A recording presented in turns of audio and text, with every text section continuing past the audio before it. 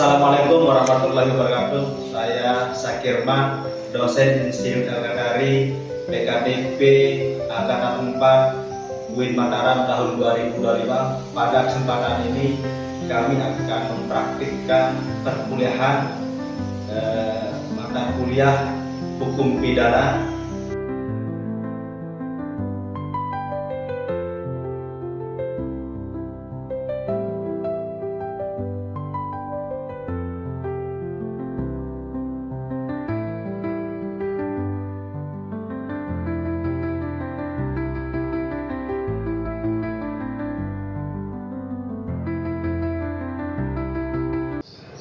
Bismillahirrahmanirrahim. Assalamualaikum warahmatullahi wabarakatuh.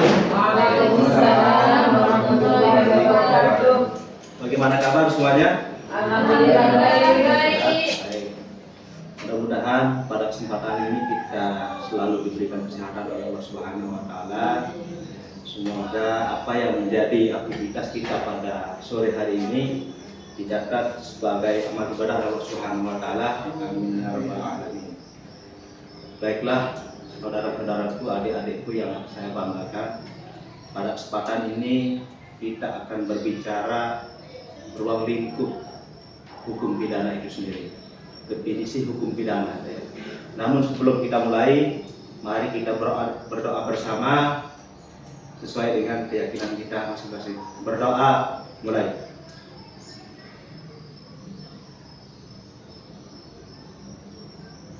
Selesai. Baik, pada pertemuan pertama ini kita akan berbicara ruang lingkup hukum pidana itu sendiri. Karena bagaimanapun ketika nantinya saudara-saudari atau adik-adik yang berbahagia ketika ingin menjadi seorang lawyer, seorang pengacara, maka tentu sekali yang paling prinsip dalam menentukan suatu hukum itu kita harus paham terhadap hukum pidana itu sendiri. Bagaimana hukum pidana itu, di mana hukum pidana itu, apa saja macam-macam yang ada dari hukum pidana itu sendiri. Namun sebelumnya saya akan berbicara yang pertama di sini definisi daripada hukum pidana itu sendiri. Kata lain daripada hukum pidana itu ius pionale. Ius pionale ini berasal dari bahasa Belanda, yang disebut dengan definisi hukum. Pertanyaannya, mengapa ada bahasa Belanda di situ? Karena pada dasarnya sampai saat ini, sampai sekarang ini kita masih menganut sistem hukum Belanda. Kita masih menganut hukum sistem Belanda karena kita pernah dijajah sama Belanda, sehingga kemudian hukum-hukum Belanda yang kemudian sampai hari ini kita adopsi masih dia berlaku, masih dia relevan, sehingga inilah undang-undang hukum pidana yang kita pelajari ini bagian daripada kita masih mengadopsi hukum Belanda. Jadi ada beberapa ahli yang mengungkapkan bahwa hukum pidana itu, yang pertama di sini menurut Pager, pidana dapat definisikan sebagai berikut. Yang pertama di situ ada aturan hukum. Ada aturan hukum yang mengikat kepada sesuatu perbuatan yang kemudian memenuhi syarat-syarat tertentu, suatu akibat yang berupa pidana. Ini kemudian ketika kita berbicara suatu akibat, suatu akibat perbuatan tindak pidana, maka tentu sekali di situ kita terikat, karena hukum pidana ini bersifatnya ada larangan dan ada sanksinya. Ketika kita melakukan suatu tindak pidana, maka di situ kita akan mendapatkan sanksi. Jadi definisi hukum itu, ada yang disebut dengan pidana pokok dan pidana tambahan. Ini sanksi-sanksi yang kemudian dikenal di dalam hukum pidana itu sendiri. Perbuatan yang memenuhi syarat tertentu di dalam hukum pidana, dengan perbuatan yang memenuhi syarat tertentu dimaksud perbuatan yang dilakukan oleh orang yang orang yang memungkinkan adanya pemberian pidana. Nah, maksudnya di sini, ketika kita sudah melakukan suatu tindakan pidana, maka pasti dan wajib hukumnya kita akan mendapatkan sanksi. Contohnya misalkan, kita mencuri lah misalkan. Ketika kita mencuri, maka pencurian ini sudah diatur dalam undang-undang hukum pidana, kitab undang-undang hukum pidananya di situ di pasal 362. Pasal 362 yang mengatakan bahwa barang siapa yang dengan sengaja merampas atau mengambil hak orang lain tanpa sepengetahuan pemiliknya bertujuan untuk memiliki, maka dipidana penjara paling lama 5 tahun. Nah, ini salah satu contoh daripada tindakan atau perbuatan hukum pidana itu sendiri. Ada yang namanya perbuatan yang dilarang dan kemudian ada orang yang melanggarnya. Nah, sehingga azas hukum yang mengatakan bahwa di mana ada masyarakat, di situ ada hukum. Nah, tentu sekali di sini ketika kita berbicara hukum pidana sangat melekat dengan kehidupan kita sehari-hari terkait dengan hukum pidana itu sendiri. Karena mengapa? Sesuai dengan azas hukum yang tadi itu, di mana ada masyarakat, di situ ada hukum. Dan kemudian pidana itu sendiri. Nah, apa makna dari pidana itu sendiri? Pidana adalah penderitaan yang sengaja yang dibebankan kepada orang yang melakukan perbuatan yang memenuhi syarat perbuatan itu. Nah, contoh, kembali lagi ke contoh yang tadi. Ketika misalkan kita melakukan suatu tindak pidana pencurian tadi, maka itu sudah memenuhi syarat untuk dibebankan kepada kita, ya, untuk dibebankan kepada kita berupa sanksi pidana sesuai dengan apa yang menjadi perbuatan kita di masyarakat itu sendiri. Jika kita melakukan pencurian, maka kita kena dengan pasal 362, begitu juga dengan pidana-pidana lain. Di dalam hukum pidana modern, ya, pidana ini meliputi tindakan tertib, ya. Sehingga di dalam KUHP yang sekarang berlaku ini jenis-jenis pidana yang dapat diterapkan seperti tercantum pada pasal 10 KUHP, yaitu di dalam hukuman pokok. Bagaimana yang tadi saya katakan, hukuman pokok dan hukuman tambahan.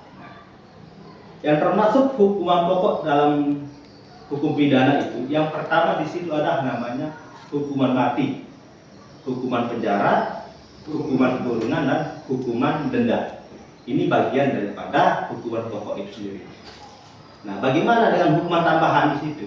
Di situ ada pencabutan hak-hak tertentu, ya, ada perampasan barang-barang tertentu, dan kemudian ada pengumuman keputusan hakim.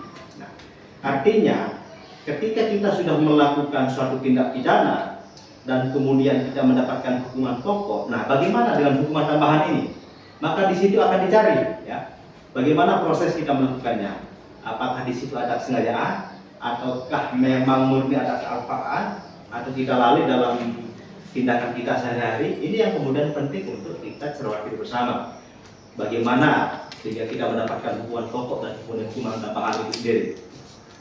Yang termasuk hukuman tambahan di sini yang contoh saja misalkan di sini pencabutan hak-hak tertentu, ya, atau perampasan barang-barang tertentu.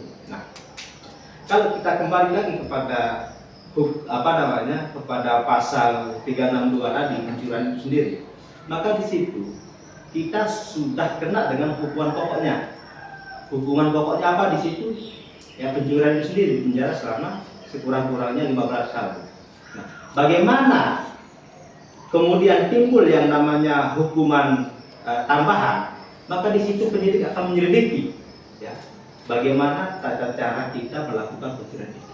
Apakah kita di situ berperang, atau apakah kita di situ membunuh seseorang, ya, membunuh orang yang akan kita curi dan lain sebagainya. Nah, disitulah timbul yang namanya pidana tambahan atau hukuman tambahan itu sendiri.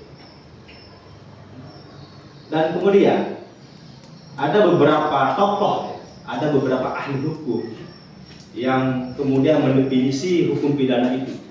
Yang pertama di sini Simon.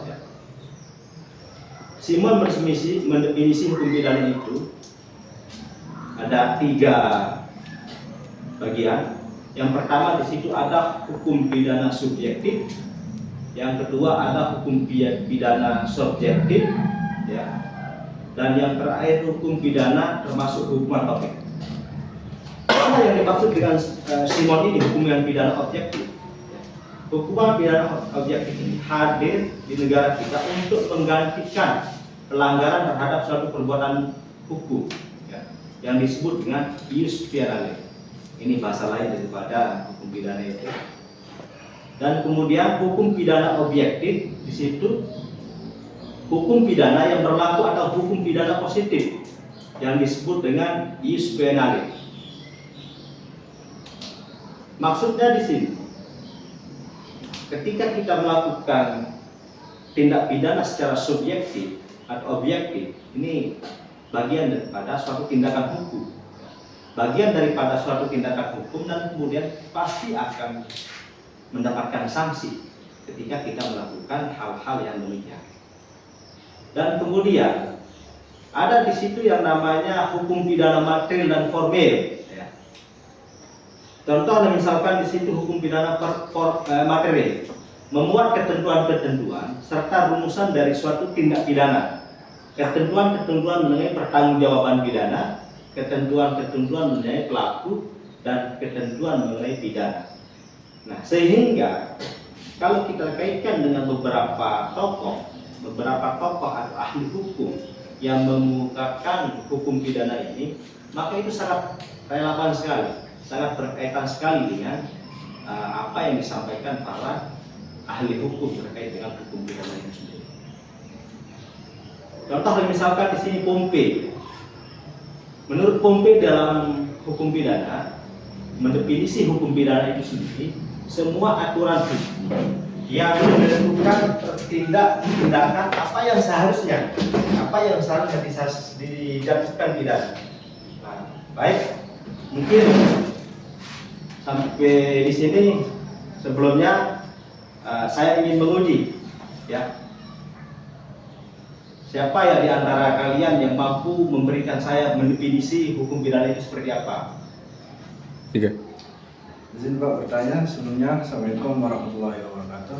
Waalaikumsalam warahmatullahi wabarakatuh. Ada salah satu ahli hukum yaitu Prof. Muljanto yang mengatakan bahwa hukum pidana itu yaitu bagian hukum yang mengatur dasar hukum itu sendiri dan aturan-aturan yang ada di dalamnya.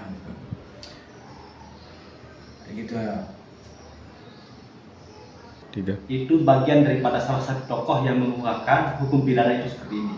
Nah, ini kan bagian daripada ahli-ahli hukum yang mengemukakannya. Dengan demikian, ada lagi menurutnya 3. Ya, baik. Assalamualaikum warahmatullahi wabarakatuh. Waalaikumsalam warahmatullahi wabarakatuh. Di sini saya akan menjelaskan pengertian hukum pidana menurut Pompe. Hukum pidana adalah semua aturan hukum yang menentukan tindakan atau dijatuhi pidana.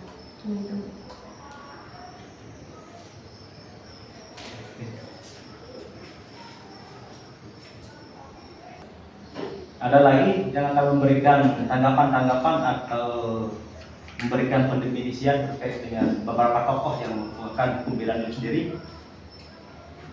Jika memang tidak ada, sampai di sini pertemuan kita pada kesempatan hari ini, ya.